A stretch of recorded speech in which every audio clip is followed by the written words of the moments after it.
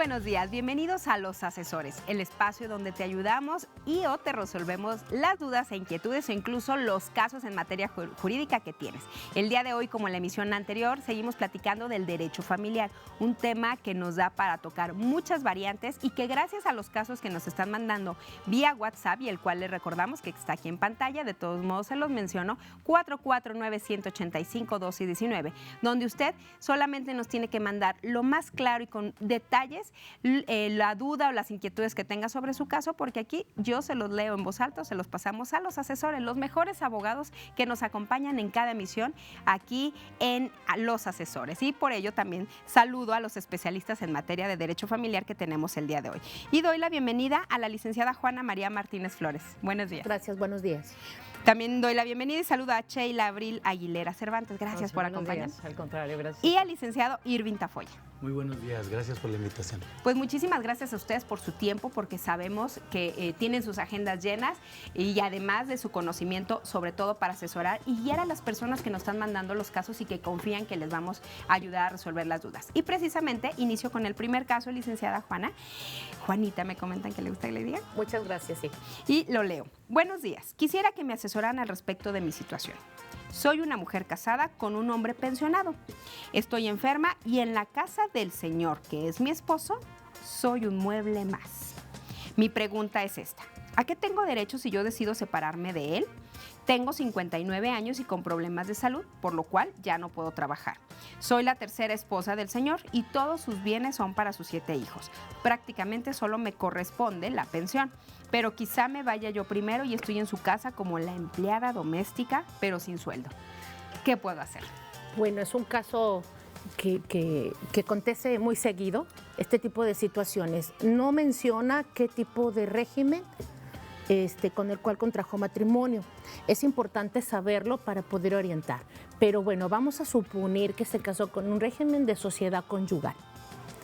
Tiene derecho a su pensión, a pensión alimenticia, y hay que determinar también el estado de salud que tiene para valorar a qué cantidad tiene derecho de pensión. En el caso de los bienes, independientemente de que haya hecho un testamento, hay que valorar si existieron bienes durante esa unión, ese matrimonio. En el caso de separación de bienes, pues tiene derecho a una compensación económica por el tiempo que estuvo casada y también hasta el 50% de los bienes que ellos realizaron o adquirieron durante el matrimonio. Aquí hay una situación que yo creo que es muy común y habla de los 7 hijos. Me imagino que son hijos de sus otras parejas. No señala, ¿verdad? Sí, probablemente, pero en este supuesto, licenciada Sheila, ¿qué puede pasar, Sheila?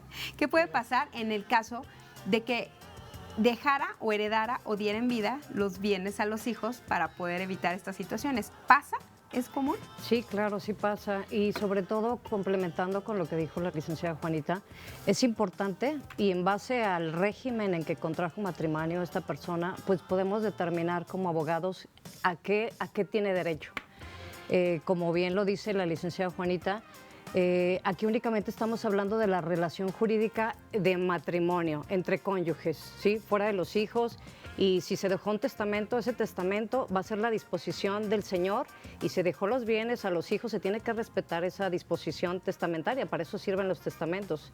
Pero aquí lo único que podría tener acceso esta persona es a determinar los derechos que nacen como cónyuges. Y igual complemento, como le dice la licenciada Juanita, si ella se casó por separación de bienes, pues estamos hablando que aquí pueda tener derecho a la compensación, que efectivamente puede ir hasta un 50% de los bienes, hasta, a diferencia de la sociedad conyugal que nos habla que son el 50%, pero en la compensación, a diferencia, se especifica que hasta, ¿sí? Un 50% de los bienes que se hayan generado en la vigencia de este matrimonio. También los alimentos a los que esta persona pudiera tener derecho, y esto consideramos también si se separa ella, si se divorcia, bueno, cuál es su acceso al trabajo, su edad. Ella menciona en la pregunta 59 y temas de salud, por lo cual no puede trabajar. está imposibilitada para conseguir un trabajo. Entonces, prácticamente con estos elementos, cuando nosotros demandamos, el juez considera estas situaciones y si fija una pensión alimenticia, claro, en el entendido que debe de haber o se debe de basar en la capacidad económica de ese cónyuge, ¿sí? En dar estos alimentos, a qué proporción, en qué cantidad, en qué porcentaje, y también las necesidades económicas de la esposa recibir Sí, que al estos final de alimentos. cuentas estuvo fungiendo como un papel de Es acompañante. un trabajo ya, de hecho, es un trabajo estar dedicándose preponderantemente a las Al cuestiones hogar. del hogar. Licenciado Tafolla, es inminente, vamos a pensarlo, en el supuesto de este caso, un divorcio. Tiene 7 hijos y probablemente, ¿qué pasa con estas parejas que dejan o venden o heredan en vida todos sus bienes para poder evitar esta situación? ¿Es válido y hasta cuánto tiempo antes no pueden hacer una práctica de este tipo? Bueno, es válido, pero porque puedes disponer libremente de tus bienes. Y bueno, es muy común, ahorita para la gente que nos escucha, cuando hablamos de sociedad conyugal, la gente lo conoce o lo ubica más como bienes mancomunados. La gente dice, es que me casé por bienes mancomunados. Cuando haces o que dices que heredas en vida, en realidad lo que estás haciendo es una donación.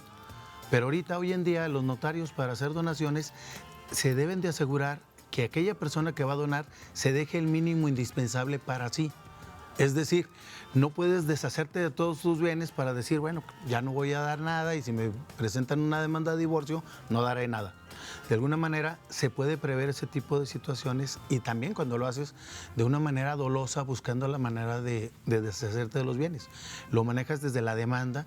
Ahí escuchábamos en el caso que nos ocupa de hasta una especie de violencia, ¿no? La persona se siente como un mueble más, ahí lo dice, y habría que investigar primero o verificar con la persona si ella quiere continuar casada o quiere hacer un divorcio encausado. No necesita una causal, basta y sobra con que ella tenga la intención de divorciarse, pero se va a asegurar pues el pago de una pensión, se va a asegurar que si hay bienes, también se haya una propuesta de liquidación de esta sociedad conyugal y que de alguna manera esta señora tenga lo mínimo indispensable para vivir, todo en base a las posibilidades que tenga el deudor, más las necesidades quien los va a recibir, que en este caso sería la señora.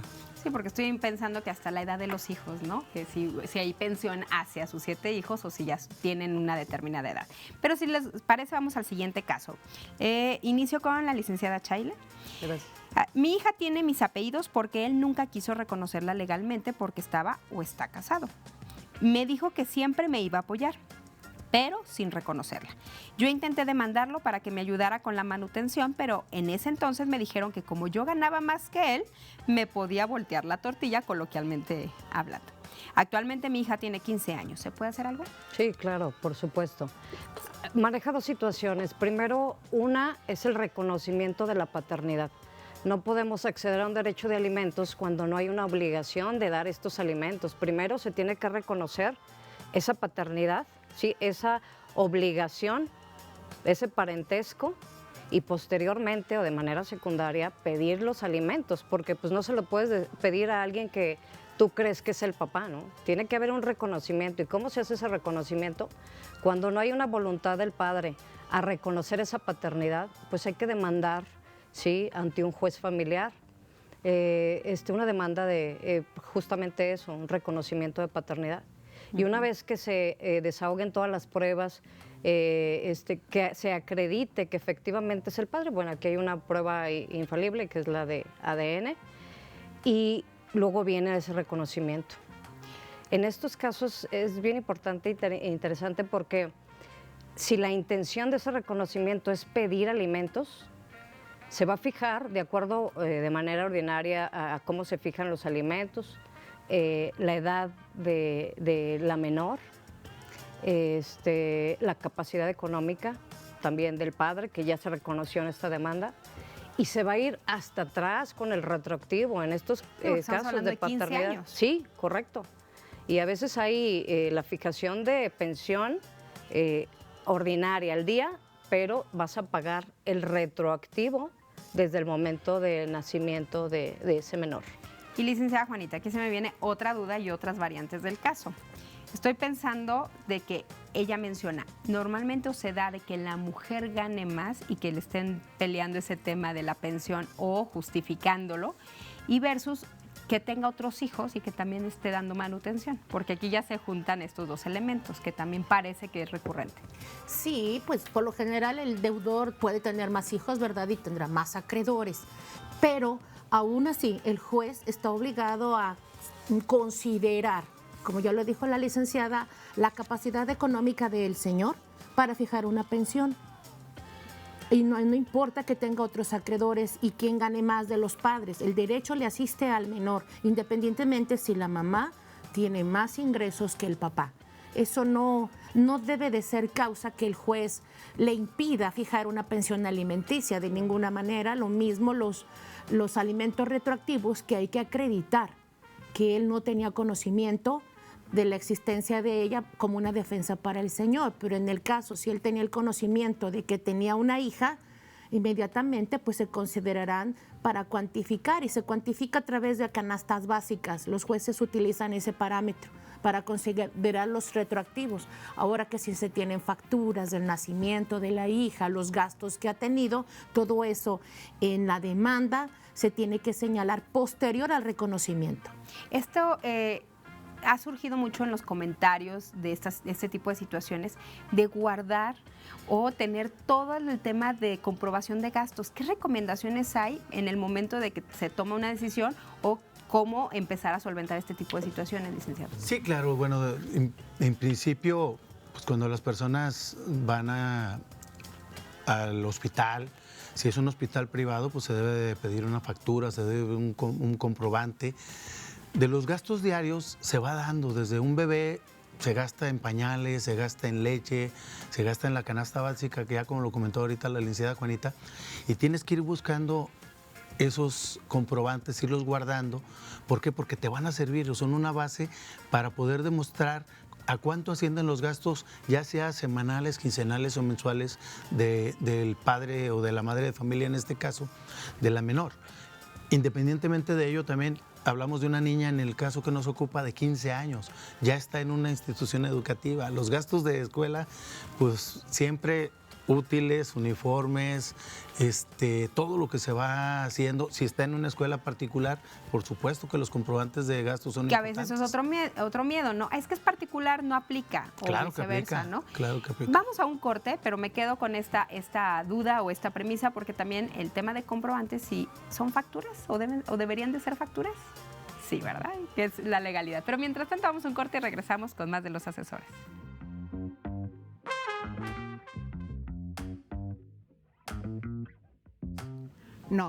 No es necesario. Si hay un incumplimiento durante el matrimonio en el pago de alimentos, se puede promover de manera independiente sin necesidad de promover el juicio de divorcio.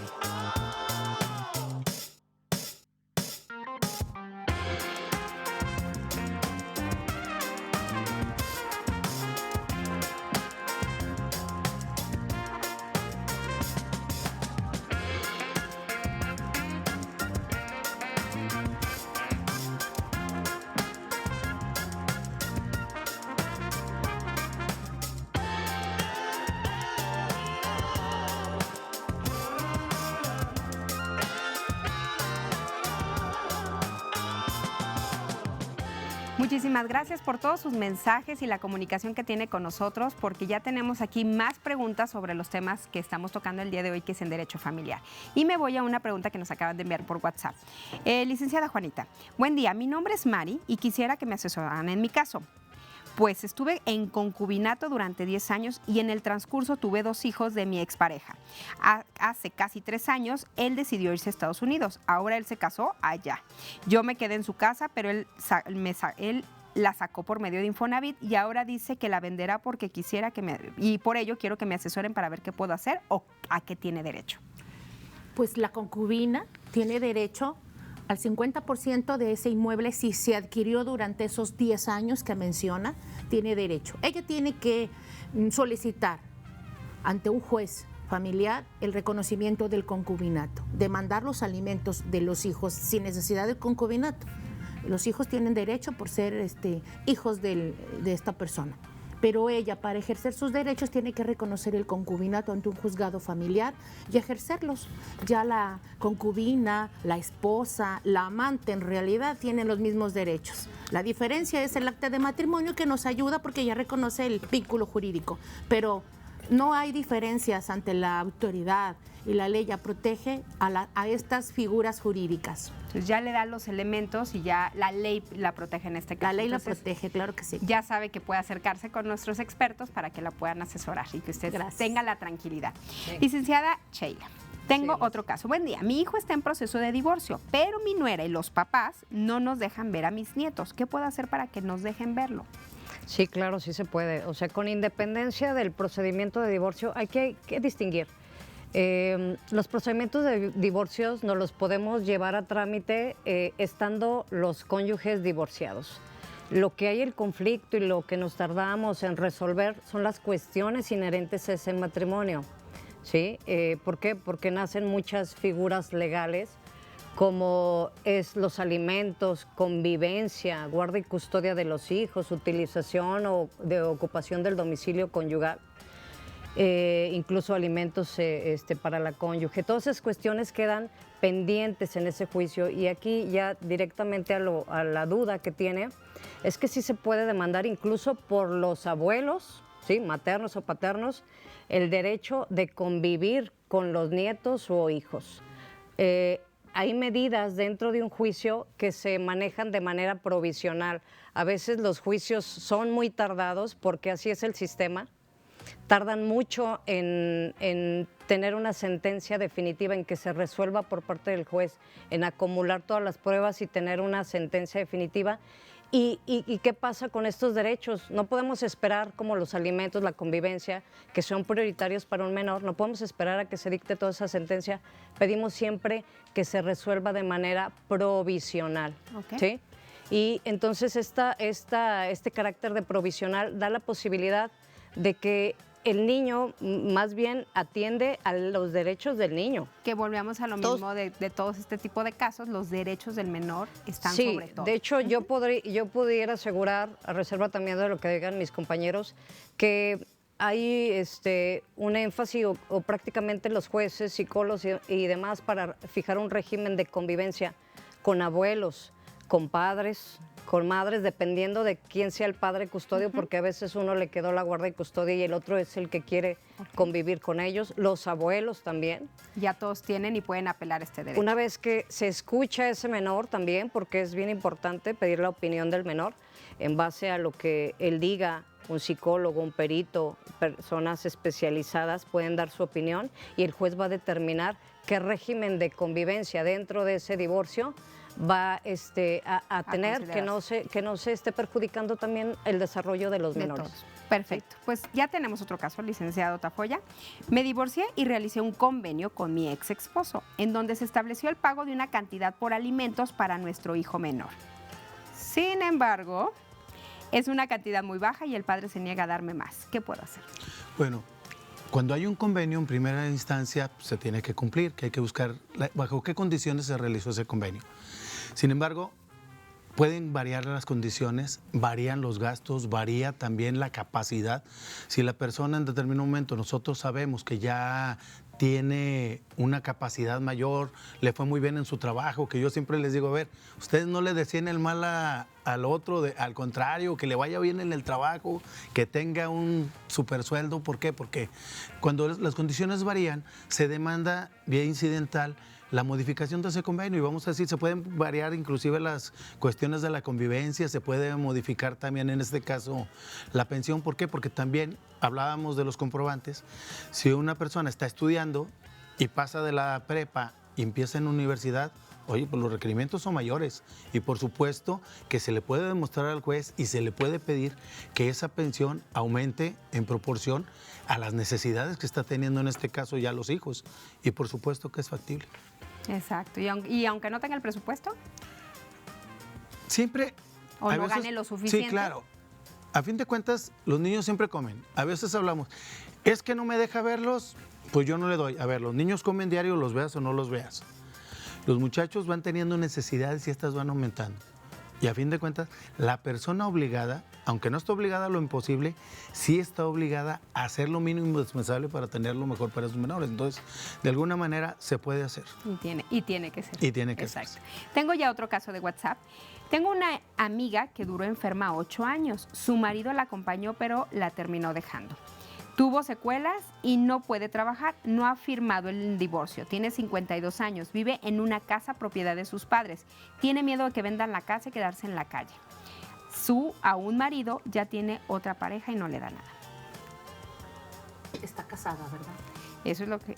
No sí, está casada. Sí, que no ha firmado tuvo. el divorcio. Exacto. De igual manera, no está señalando bajo qué régimen contrajo matrimonio, pero independientemente del que haya contraído, tiene derecho a una pensión una compensación económica en su caso por separación de bienes y a pensión alimenticia en un régimen de sociedad conyugal, independientemente del régimen. Que me llame. Y tendrá pensión. Mire, Es 100% ahí está el teléfono, seguro. ahí está. Pero por supuesto, hay que demostrar la situación, las condiciones físicas de ella, ¿verdad? El abandono en el que está y que no está viviendo en una casa proveída por el esposo. Entonces, el esposo no le está cubriendo sus necesidades básicas, y entre cónyuges es una obligación jurídica. Pues ya tiene ahí la respuesta. Mándele una llamadita, un mensajito directamente porque le va a ayudar. Y tenemos otro caso. Licenciada Sheila, me casé por bienes separados, pero mi esposo hizo muchos bienes en la vigencia del matrimonio y yo solo me dediqué a las labores del hogar. ¿Qué puedo reclamar? Ya es reiterativo, pero me interesa también en esta variante, ¿qué pasa con una mujer que actualmente también tiene esta situación y no hay una necesidad de divorcio? ¿Qué pasa también? Sí, aquí está más clara la pregunta porque nos está diciendo, bueno, se casó por bienes separados, porque cuando hablamos del régimen, hablamos de los derechos o definimos los derechos que pueda tener ese cónyuge. Por ejemplo, si fue en separación de bienes, pues estamos hablando de que vamos a estudiar si hay elementos para pedir la compensación. Y esa compensación económica, como ya lo habíamos señalado, puede ser hasta el 50% de los bienes. Entonces, si ese esposo hizo muchos bienes y ella únicamente se estaba dedicando a las cuestiones del hogar, pues justamente por eso, porque se estuvo dedicando a las cuestiones del hogar, no pudo generar riqueza o bienes que al momento en disolver un matrimonio, ahí él tuviera la posibilidad, ¿sí?, de tener un patrimonio derivado de esa unión. Es por eso, o esa es la razón de la compensación. Ok, están casados por bienes separados, piensa la gente, de hecho es la idea, de que no se tiene, de que no se tiene, pero está este derecho de compensación y ya podemos pedir hasta el 50%. Y hay que utilizarlo. Y hay que acreditar, es importante acreditar eso, que te dedicaste preponderantemente a las cuestiones del hogar, es un trabajo, se tiene que reconocer y por eso viene el derecho de que me compenses porque yo no hice bienes igual que tú en la vigencia del matrimonio. Exacto. Y dame la mitad, ¿no? Hasta la mitad, ya dependiendo de las estrategias y las situaciones. Así es. Y finalmente, la última pregunta, es un tema muy interesante, se nos acaba el tiempo, pero retomando el caso de la pareja de la señora que se sentía con esta violencia, lo voy a retomar lo más simple, de la manera más simple. En este matrimonio y previo a un divorcio, existiendo un testamento en beneficio a los hijos y en el supuesto caso que muriera la pareja todavía, ¿ella qué puede hacer o qué estrategia se puede utilizar? Bueno, primero que nada, el testamento se puede cambiar cuantas veces sea posible hasta antes de la muerte, ¿no? Y es una potestad de quien va a heredar. Pero como ya lo comentábamos hace un momento, los notarios tienen la obligación de decir, ok, cuando haces una donación, que no te quedes sin nada. En los testamentos, si fallece la persona, ese testamento y esa disposición puede hacerse por muchas cosas y se puede impugnar. Es impugnable, no es la última palabra, no es como las telenovelas de mi abuelito dijo que se lo iba a dejar al primer niño que saliera varón de la familia y ya está. Hay manera de impugnarlo, hay manera de que la persona no se quede sin nada y por supuesto, dijo Juanita, llámeme y con gusto lo atendemos. Exacto. Y rápidamente. Me gustaría ahondar. Tenemos 30 segunditos. La señora va a solicitar, dentro de ese sucesorio, en el caso de que el señor fallezca y ella no se haya divorciado, es la petición de herencia, los derechos que tiene y entrar y ser parte de ese testamento y la partición de la masa hereditaria. Claro que tiene derechos, que me llame. Y lo que decía, que se me hizo muy interesante, que la albacea puede solicitarle la pensión. Y si ella requiere de pensión, porque también se testan las deudas también. La albacea es el encargado de la partición, tanto de los bienes y las obligaciones y los derechos. Maravilloso. Pues les voy a pasar ahora sí para que les marque a los teléfonos de los abogados que hoy nos acompañan. Licenciada Sheila Abril Aguilera Cervantes, 4491-890535. Licenciada Juana María Martínez Flores, 4491-187944. Y licenciado Irving Tafoya, 4499-074545. Ya sabe, traemos a los mejores abogados de Aguascalientes para que le ayuden a resolver sus casos. Agradecemos al Congreso Estatal de Abogacía de Aguascalientes y de parte de todo el equipo de producción, el licenciado Eric Monroy, agradecemos y los esperamos en la siguiente emisión de Los Asesores. Hasta la próxima.